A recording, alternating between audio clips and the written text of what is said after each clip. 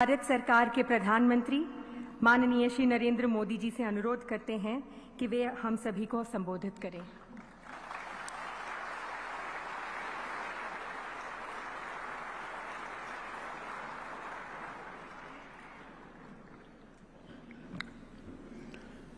कर्नाटका के मुख्यमंत्री श्री बसवराज बोम्माई जी, सद्गुरु श्री मधुसूदन साई जी, मंच पर उपस्थित महानुभाव, देवी और सज्जनों, कर्नाटकದ ಎಲ್ಲ ಸಹೋದರ ಸಹೋದರಿಯರಿಗೆ ನನ್ನ ನಮಸ್ಕಾರಗಳು।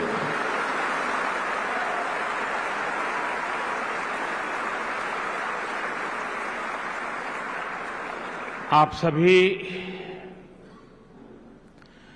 इतने उमंग और उत्साह के साथ अनेक सपने लेकर के, नए संकल्प लेकर के सेवा की इस महान प्रवृत्ति में जुड़े हैं।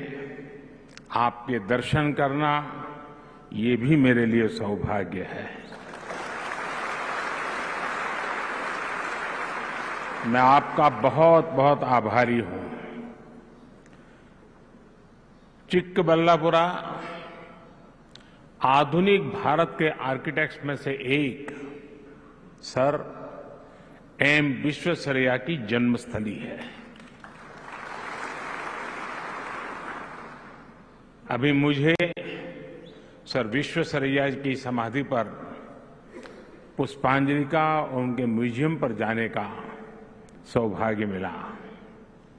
इस पुण्य भूमि को मैं सर झुका करके नमन करता हूं।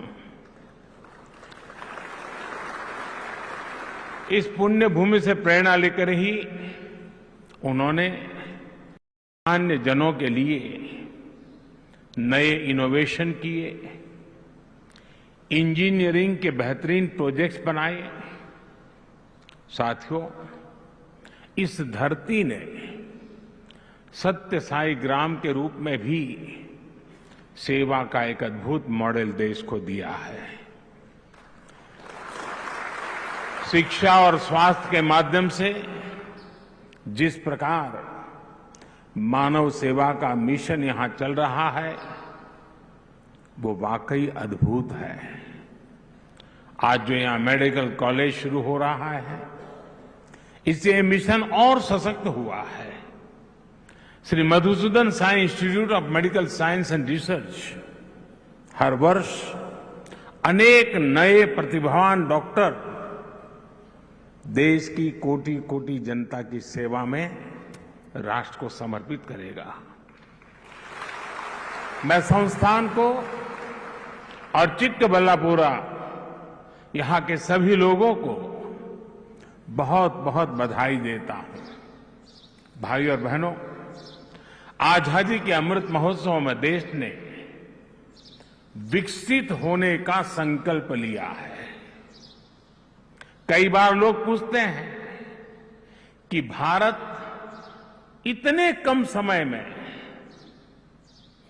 क्योंकि मैंने कहा है 2047 जब आजादी के 100 साल होंगे, तो लोग पूछते हैं कि इतने कम समय में भारत विकसित कैसे बनेगा।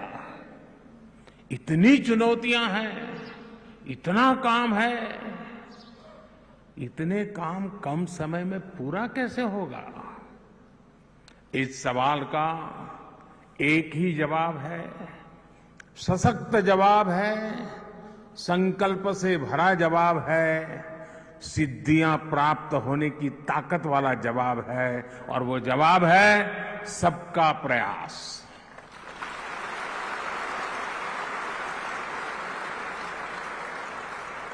हर देशवासी के साझा प्रयासों से ये संभव होकर के ही रहेगा।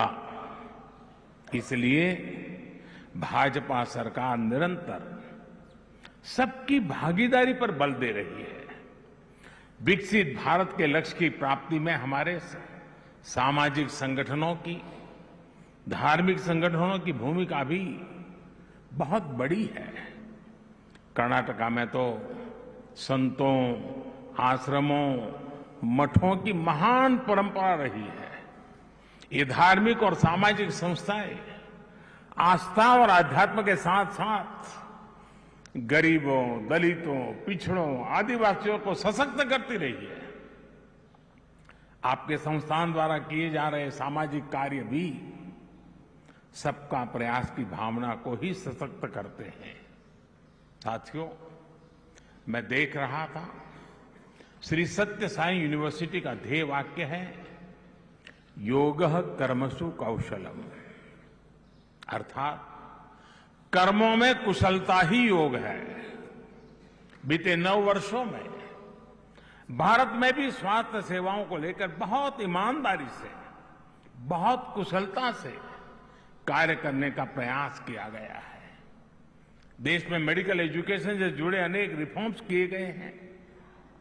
इसे सरकार के साथ साथ जो दूसरे संगठन हैं उनके लिए भी अस्पताल और मेडिकल कॉलेज खोलना अब आसान हो गया है।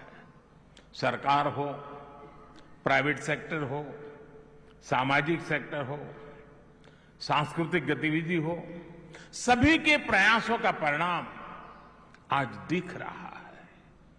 साल 2014 में हमारे देश में 380 से भी कम मेडिकल कॉलेज थे, लेस देन 380। आज देश में मेडिकल कॉलेजों की संख्या बढ़कर के 650 से भी अधिक हो गई है। इनमें से 40 मेडिकल कॉलेज एस्पिरेशनल डिस्ट्रिक्ट्स में बने हैं, जो जिले विकास के हर पहलू में पीछे थे, वहां पर मेडिकल कॉलेज बने हैं। साथियों, पिछले 9 वर्षों में देश में मेडिकल सीटों की संख्या लगभग दोगुनी हो चुकी है। आजादी के 75 वर्षों में जितने डॉक्टर देश में बने, उतने डॉक्टर अगले 10 साल में बनने जा रहे हैं। ये जो काम देश में हो रहा है, उसका लाभ कर्नाटका को भी मिल रहा है। कर्नाटका में आज लगभग 70 मेडिकल कॉलेज है। डबल इंजन सरकार के प्रयासों से जो मेडिकल कॉलेज बीते वर्षों में बने हैं, उनमें से एक यहां चिकबल्लापुरा में भी बना है।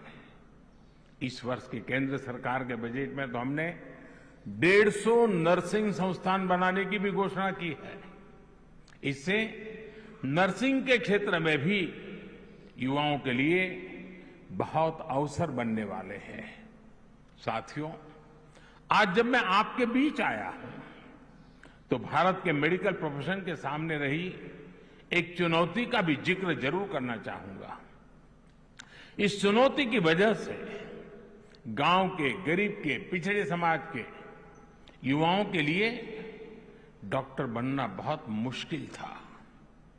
अपने राजनीतिक स्वार्थ के लिए, वोट बैंक के लिए कुछ दलों ने भाषाओं का खेल खेला, लेकिन सही मायने में भाषा को बल देने के लिए जितना होना चाहिए था उतना नहीं हुआ। कन्नड़ा तो इतनी समृद्ध भाषा है, देश का गौरव बढ़ाने वाली भाषा है। कन्नड़ा में भी मेडिकल की, इंजीनियरिंग की, टेक्नोलॉजी की पढ़ाई हो, इसके पहले की सरकारों ने कदम नहीं उठाए। ये राजनीतिक दल नहीं चाहते थे कि गांव, गरीब, दलित, पिछड़े परिवार को बेटे बेटी सरकार ने, बहनों, लंबे समय तक देश में ऐसी राजनीति चली है जहां गरीब, भाई और बहनों, लंबे समय तक देश में ऐसी राजनीति चली है जहां गरीबों को सिर्फ वोट बैंक समझा गया, जबकि भाजपा सरकार ने गरीब की सेवा को अपना सर्वोच्च कर्तव्य माना है। हमने गरीब और मिडिल क्लास के आरोग्य को प्राथमिकता दी है। हमने देश में सस्ती दवाओं की दुकानें, जनऔषधि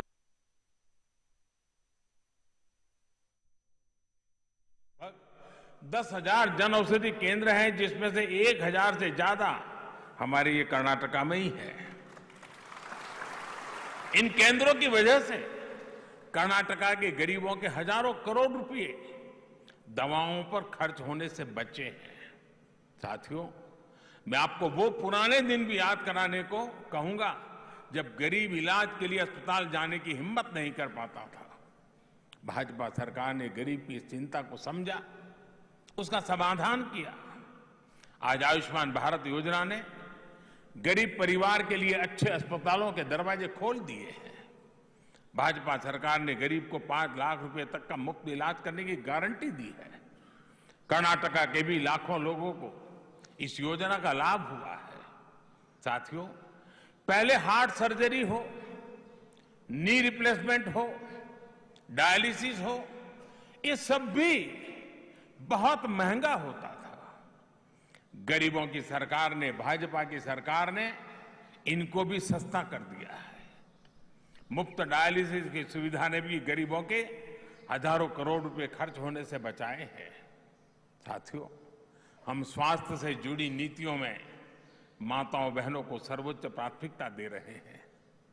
जब मां का स्वास्थ्य, मां का पोषण बेहतर होता है तो पूरी पीढ़ी का स्वास्थ्य सुधरता है।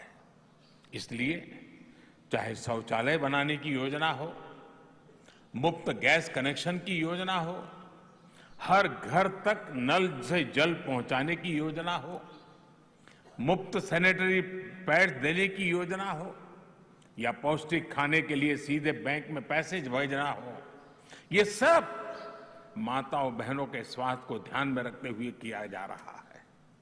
विशेषकर ब्रेस्ट कैंसर को लेकर भी भाजपा सरकार सतर्क है। अब गांवों में जो हेल्थ एंड वेलनेस सेंटर खोले जा रहे हैं, वहां पर ऐसी बीमारियों की स्क्रीनिंग का प्रयास हो रहा है। मकसद यही है कि शुरुआती दौर में ही बीमारियों की पहचान की जा सके। इससे माताओं बहनों के जीवन पर बड़े संकट को हम रोकने में सफल हो रहे हैं। मैं बोम्मई जी और उनकी टीम को बधाई दूंगा कि कर्नाटका में भी 9,000 से अधिक हेल्थ एंड वेलनेस सेंटर बने हैं। हमारी सरकार बेटियों को ऐसा जीवन देने में जुटी है जिससे वो खुद भी स्वस्थ रहे और आगे जाकर के संतान भी स्वस्थ रहे।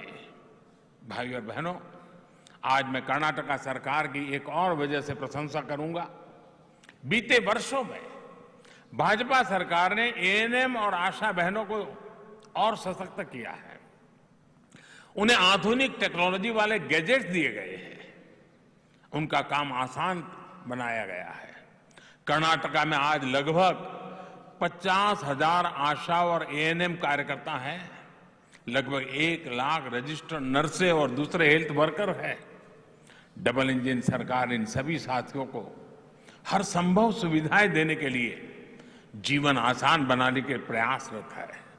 साथियों, आरोग्य के साथ साथ माताओं बहनों बेटियों के आर्थिक सशक्तिकरण पर भी डबल इंजन सरकार का पूरा ध्यान है। ये धरती तो मिल्क और सिल्क की धरती है।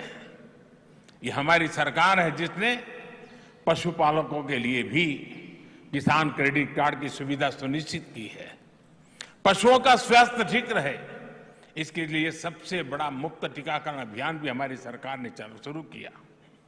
इस अभियान पर 12,000 करोड़ रुपए खर्च किए जा रहे हैं। डबल इंजन सरकार का यह भी प्रयास है कि डेयरी कोऑपरेटिव में महिलाओं की भागीदारी और अधिक बढ़े। गांवों में महिलाओं के जो सेल्फ हेल्प ग्रुप्स हैं, उनको भी सशक्त किया जा रहा है। साथियों, जब देश स्वस्थ रहेगा, जब विकास में सबका प्रयास लगेगा, तो विकसित भारत का लक्ष्य हम और तेजी से प्राप्त करेंगे। मैं एक बार फिर से श्री मधुसूदन साई इंस्टीट्यूट से जुड़े सभी साथियों को मानव सेवा के उस उत्तम प्रयास के लिए हृदय से बहुत बहुत बधाई देता हूं।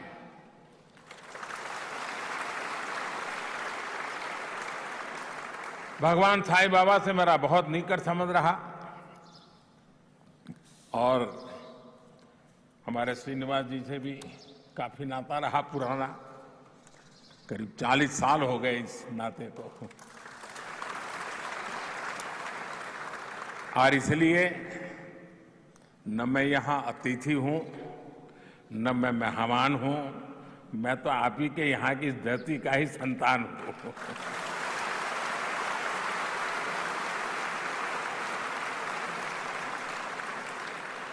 और जब भी आपके बीच आता हूं तो रिन्यू हो जाता है नाता, पुरानी यादें ताजा हो जाती है और अधिक मजबूती से जुड़ने का मन कर जाता है।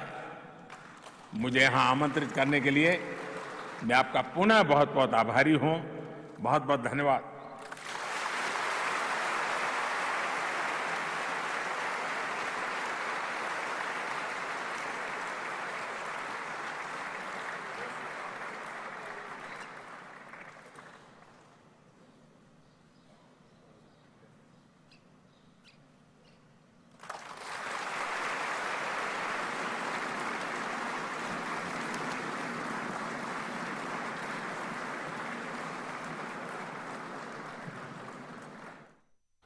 तो आप ये सीधा ಪ್ರಧಾನಿ ನರೇಂದ್ರ ಮೋದಿ ಅವರು ಮಧುಸೂದನ್ ಸಾಯಿ ವೈದ್ಯಕೀಯ ಕಾಲೇಜು ಮತ್ತು ಸಂಶೋಧನಾ ಸಂಸ್ಥೆ ಏನಿದೆ ಅದನ್ನು ಉದ್ಘಾಟನೆ ಮಾಡಿ ಮಾತನಾಡಿದರು ಸುದೀರ್ಘವಾಗಿ 20 ನಿಮಿಷಗಳ ಕಾಲ. ಆ ಒಂದು ಕಾಲೇಜಿನ ಒಂದು ಕಾರ್ಯವೈಖರಿ ಬಗ್ಗೆ, ಅಂದರೆ ಆಸ್ಪತ್ರೆಯ ಕಾರ್ಯವೈಖರಿ ಬಗ್ಗೆ ಹಾಡಿ ಹೊಗಳಿದ್ರು. ಆರಂಭದಲ್ಲಿ ಕನ್ನಡದಲ್ಲೇ ಭಾಷಣವನ್ನು ಆರಂಭವನ್ನು ಮಾಡಿದರು.